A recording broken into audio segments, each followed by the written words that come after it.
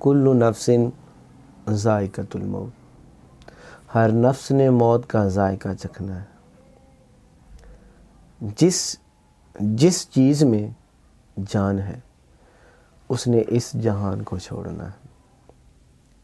انسان اپنے لیے کتنے بڑے بڑے محلات بناتا ہے، گاڑیاں لیتا ہے، کتنا کچھ کرتا ہے۔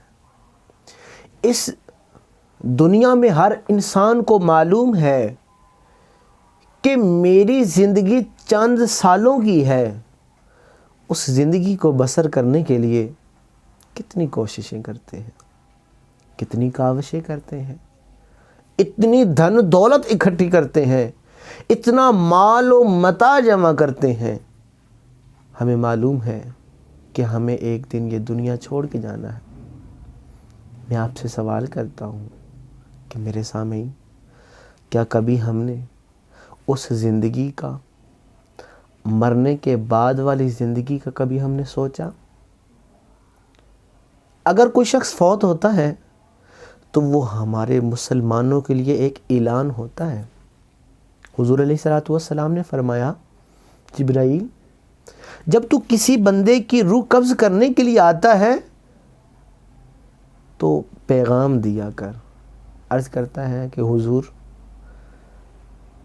جب کوئی ایک مومن مسلمان اس دنیا سے چلا جاتا ہے نا، دوسروں کے لیے وہ پیغام ہوتا ہے، دوسروں کے لیے پیغام ہوتا ہے کہ آج یہ تیرا دوست اس دنیا سے جا رہا ہے، کل تمہاری باری ہے۔ حضور، میں تو پیغام دیتا ہوں، اب ہمارا شیوا کیا ہے؟ کوئی فوت ہوتا ہے، اللہ کا حکم، جلدی سے جنازہ پڑھیں اور اس کو دفنا کے آ جاتے ہیں، اور یہ ہم ہرگز نہیں سوچتے کہ آج میرا وہ مومن مسلمان بھائی اس دنیا سے گیا ہے، کل میری باری ہے۔ جس دن ہمارے دل میں یا ہمارے ذہن نے اس چیز کو یقیناً ایکسیپٹ کر لیا نا، ہم کامیاب ہو جائیں گے۔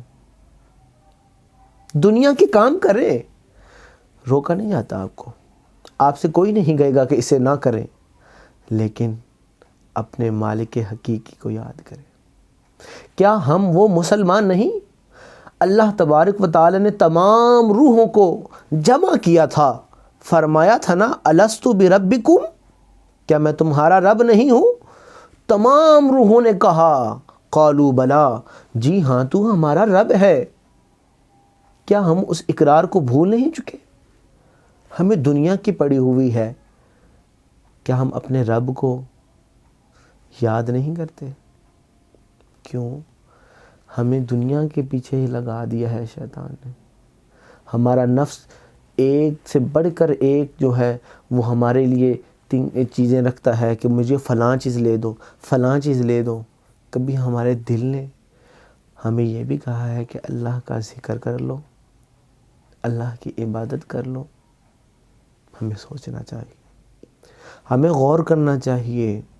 آج ہم پریشان اس لیے ہیں کہ ہم اس رب کو بھول چکے ہیں اور حضور علیہ الصلوۃ والسلام کی سنت کا دامن چھوڑ چکے ہیں، اسی لیے ہم آج پریشان ہیں۔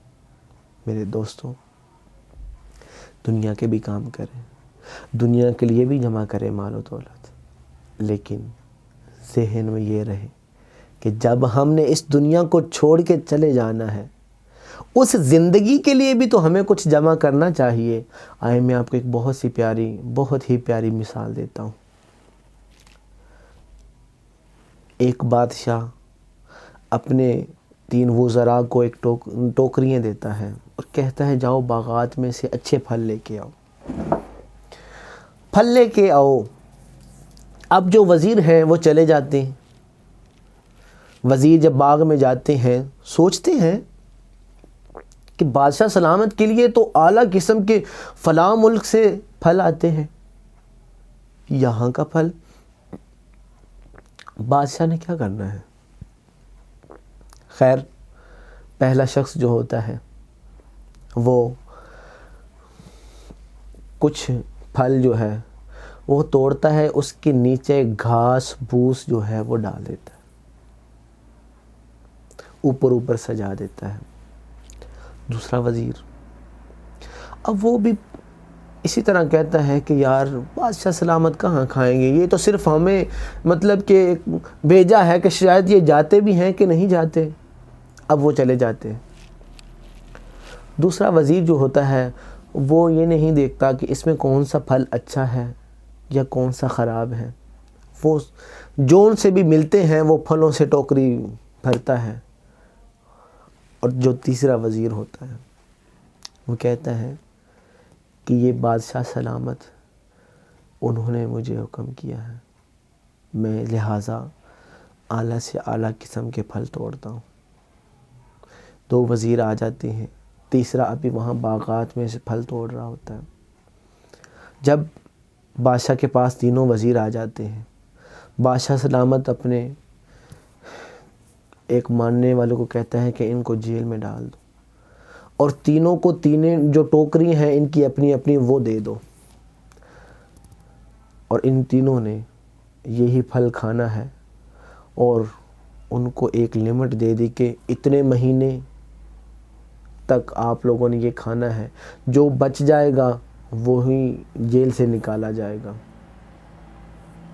یعنی کہ بادشاہ سلامت کا کہنے کا مقصد یہ تھا کہ میں نے آپ کو 2 ماہ تک قید رکھنا ہے، آپ نے یہی پھل کھانا ہے، آپ کو کھانا نہیں دیا جائے گا۔ اب تینوں کو قید کیا جاتا ہے۔ جو پہلا وزیر تھا، دیکھیں نا، جس نے بہت ہی اعلیٰ قسم کے بہت ہی پیارے پیارے پھل توڑ کے اپنی ٹوکری کو بھرا تھا، بڑے مزے سے کھا رہا ہے، اسے ٹینشن نہیں ہے۔ دوسرا جو وزیر ہوتا ہے، دیکھیں، جس نے گلے سڑے پھل اپنی ٹوکری میں ڈالے تھے، کچھ دن کھاتا ہے، اس کے بعد اس کے پھل جو ہیں وہ خراب ہو چکے ہوتے ہیں، گل سڑ جاتے ہیں۔ جو تیسرا وزیر تھا وہ چند دن ہی کھا پاتا ہے، باقی گھاس پھوس تھا۔ تو دونوں وزیر جنہوں نے اپنی ٹوکری کے اندر ناقص مال ڈالا تھا وہ ہلاک ہو گئے، اور جس نے اچھے اچھے قسم کے پھل اپنی ٹوکری کے اندر ڈالے تھے وہ زندہ رہا، آرام سے کھاتا رہا، جو لمٹ تھی وہ پوری ہو گئی۔ اب اللہ رب العزت نے ہمیں اس دنیا کے اندر نیکیاں جمع کرنے کے لیے بھیجا ہے۔ جو شخص اس دنیا میں رہ کے اچھے عمل کرے گا، اچھی قسم کی نیکیاں جمع کرے گا، درود شریف کے نذرانے جو ہیں وہ اکٹھے کرے گا، اللہ کے ذکر کی نمازیں اکٹھی کرے گا، قرآن پاک کی تلاوت اکٹھی کرے گا، جب وہ قبر کے اندر جائے گا تو وہ بہت ہی آسانی میں رہے گا۔ اور جو شخص نیک اعمال لے کے اس دنیا سے نہیں گیا، اللہ اکبر، تو پھر وہ اس زندگی میں بہت پریشان ہو۔ قبر کے لمحات بڑے مشکل ہیں۔ قبر کی پہلی رات جو ہے وہ بہت مشکل ہے میرے بھائیوں۔ ہمیں اللہ کے ذکر کو اپنی زندگی کا معمول بنانا چاہیے۔ اللہ کو یاد رکھیں، اللہ ہماری مشکلیں آسان فرما دے گا۔ اپنی دعاؤں میں اس فقیر کو ضرور یاد رکھیے گا۔ اللہ حافظ۔